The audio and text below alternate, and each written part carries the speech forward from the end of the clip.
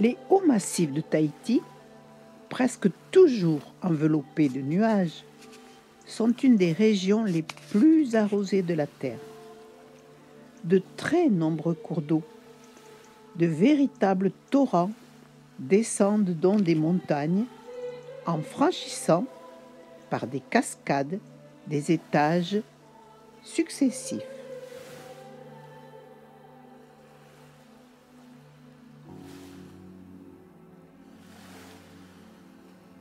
Aucune de ces rivières n'est navigable. Les principales rivières sont la rivière de Papineau, au nord de Tahiti, qui forme une vallée assez large. Il y a également la rivière Punaruu, la rivière de Veira. Il ne faut pas oublier le ruisseau de Fatawa, juste à côté de Papeete. Toutes ces eaux de rivière à Tahiti sont limpides et d'une fraîcheur exquise. C'est agréable quand il fait très très chaud de se baigner à la rivière.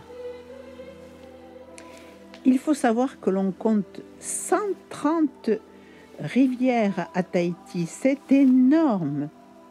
Heureusement, toutes ces rivières ne sont pas de la même importance. Certaines ne vont même pas se jeter à la mer. Donc, en fait, on compte 72 cours d'eau principaux de Tahiti et de Moorea, ceux qui atteignent réellement l'océan.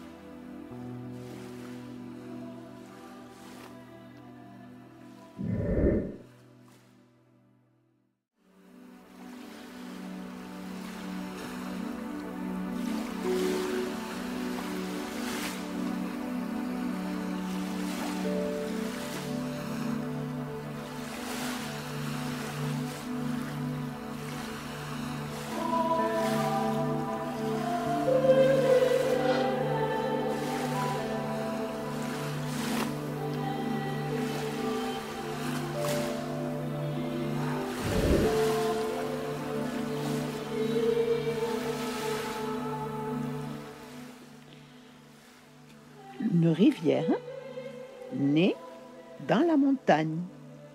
Elle est alimentée par l'eau de la pluie. En amont se trouve la source. Puis l'eau s'écoule le long des pentes de la montagne sous forme de torrent. L'eau court très vite à ce moment-là. Elle peut former aussi des cascades si la pente est très abrupte. Puis la rivière arrive dans la plaine. Elle coule plus lentement parce qu'il y a moins de plantes. La rivière s'écoule dans la vallée jusqu'à l'embouchure, c'est-à-dire l'endroit où elle se jette dans la mer. On peut marcher le long de la rivière sur les bords que l'on appelle les rives. Si l'on regarde le sens du courant, c'est-à-dire de la montagne vers la mer, à droite, c'est la rive droite, à gauche, c'est la rive gauche.